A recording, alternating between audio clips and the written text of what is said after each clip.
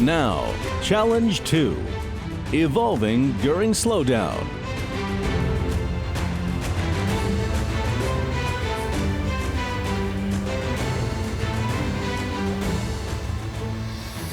Hi again. In the next panel, we will discuss how macro-environmental factors affect the dynamics of the automotive market and how new opportunities have arisen as a result. The automotive global market was badly affected by the pandemic, particularly the production value chain. The demand for automotive has recovered, but we continue to face issues such as shortages of chips and rising shipping costs. As a result of all this turmoil, the strategies of the industry and the pace of innovation have been affected. We would like to hear from our industry experts if and how startups adjust to this new reality.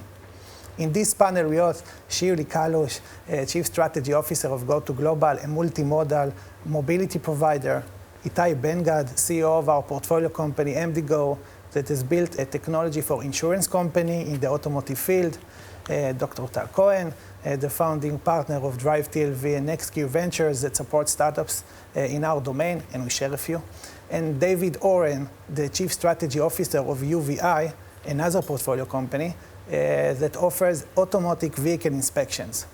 So my first question is for David, who is speaking from the United States, and then for the rest of the panel.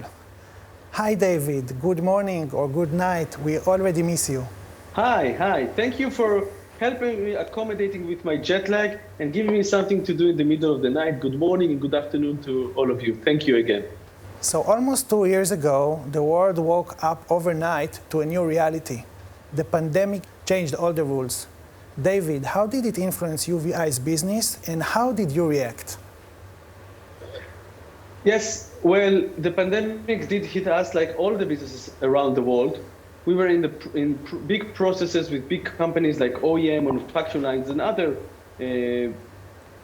conglomerates in the automotive industry.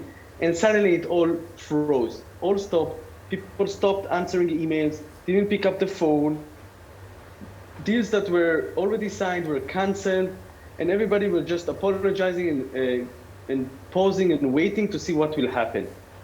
Well, that's what happened for UVeye with the OEM and the big companies. But actually, UVeye already started the transition to work with smaller companies and to work in the aftermarket.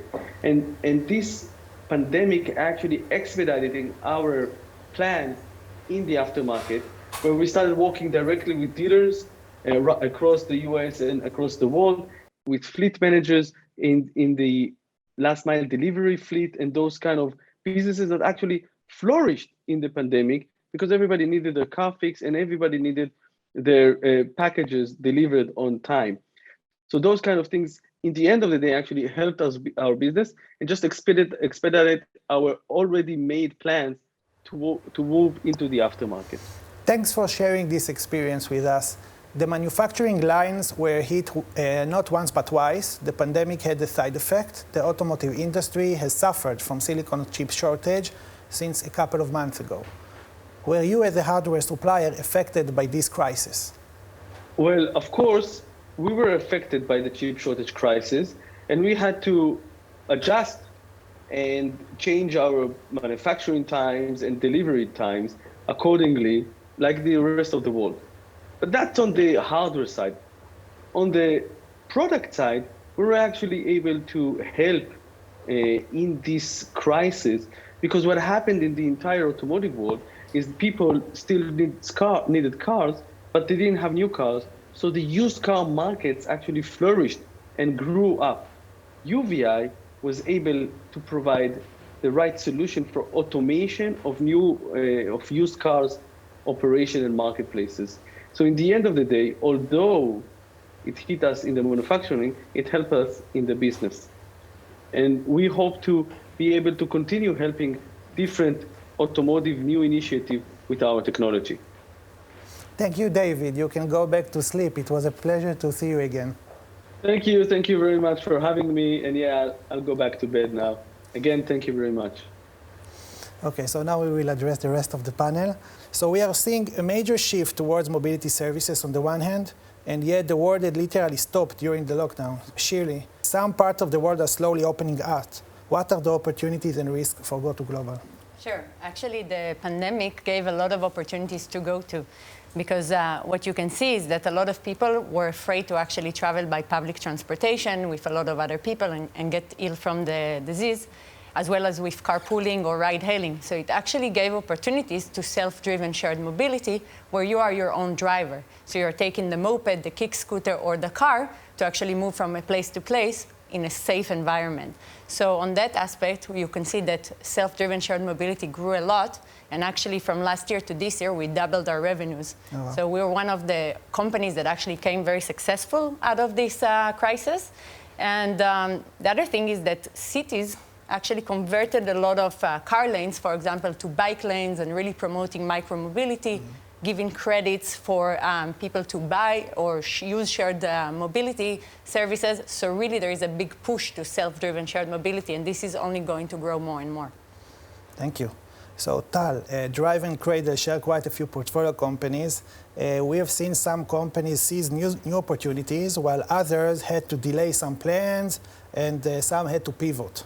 Can you provide insight into what your portfolio companies are facing? Sure. So if you look at, obviously, this very abnormal time, it really shook the industry.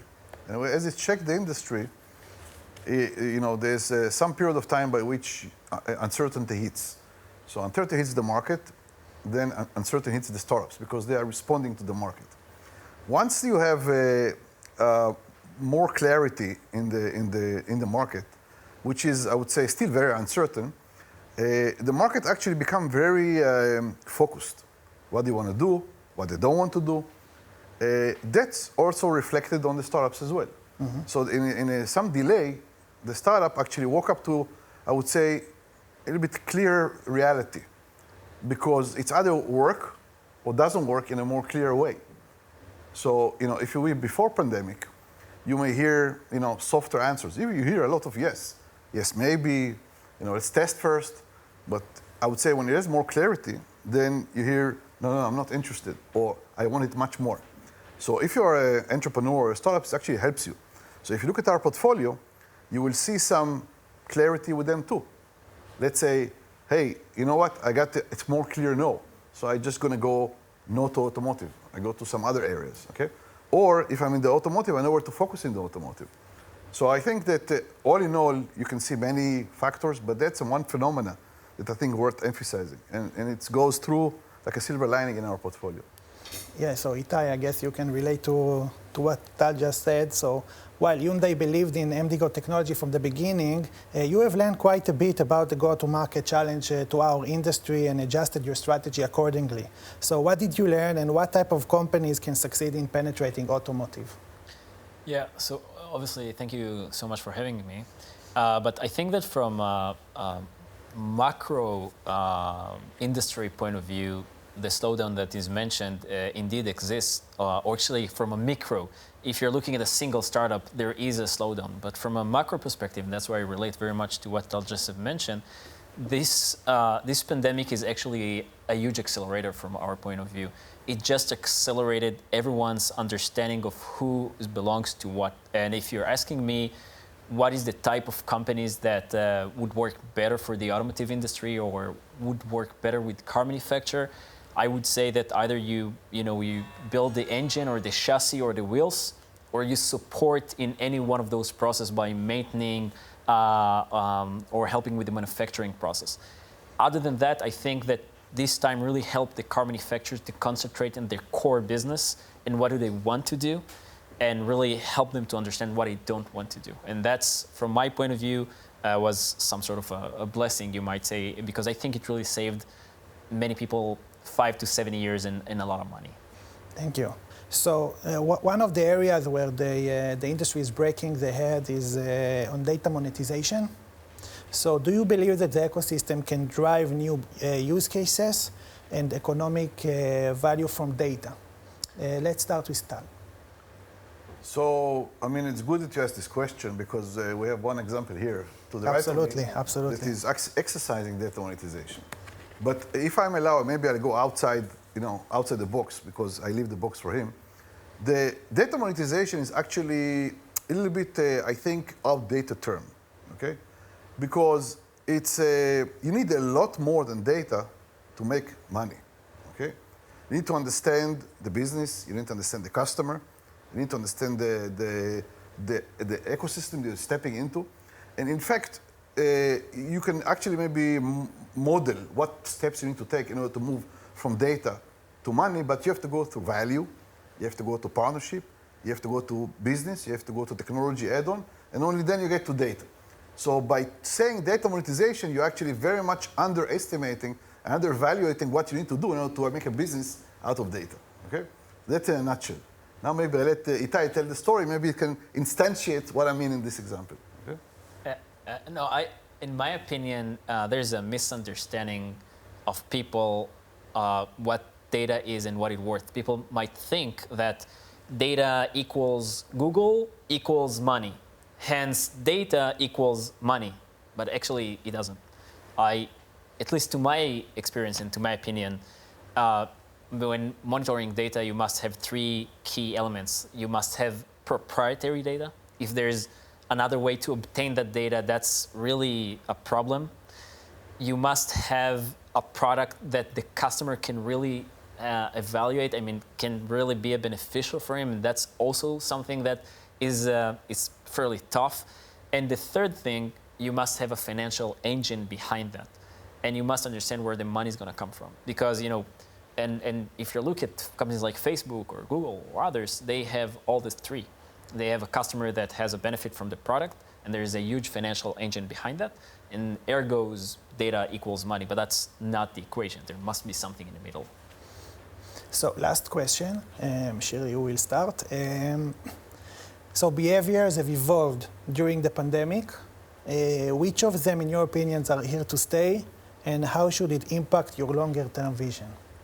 So, as I mentioned before, a lot of the streets were converted to bike lanes. More and more people are starting to use micro-mobility, are starting to use shared mobility and on-demand mobility. Because today, a lot of people are actually working from home part of the time. So they don't need always a car with them, right? Car is the most expensive resource that you have after a home, and you only use it 4% of the time. So a lot of people are actually shifting to on-demand types of services. And we've seen this growth all over Europe. We're seeing this growth also in Israel. I think this mixed, work-to-home balance is going to stay. I know that in the States, a lot of people are still working from home, and it's hard to bring them in. In Israel and in Europe, a lot of people are coming back to work and looking. And again, shared mobility is definitely on the rise, especially when you're driving by yourself. I think that the world is experiencing a major shift. Okay, and when you ask about behavior, the derivative is the behavior. Okay, the shift is, I'm talking about the mobility world. It's moving from a mobility without accountability. That's what happened the last 100 years. Okay, and I think that we are stepping into accelerated because of this period experiencing now to what is much more a sustainable mobility. So it's driven by forces and mindset of the organization, government, regulation, coupled with the digitalization, to really headed by the electrification effort to make the mobility totally different than what we used to see. And then you can derive behavior out of that. And startups, like what we are doing, are just going to follow, okay? But it's a major shift. If you give me half an hour, I can explain more. Thank you so much for your time and being here. Thank you for participating. Sure. Thank you. Thank you.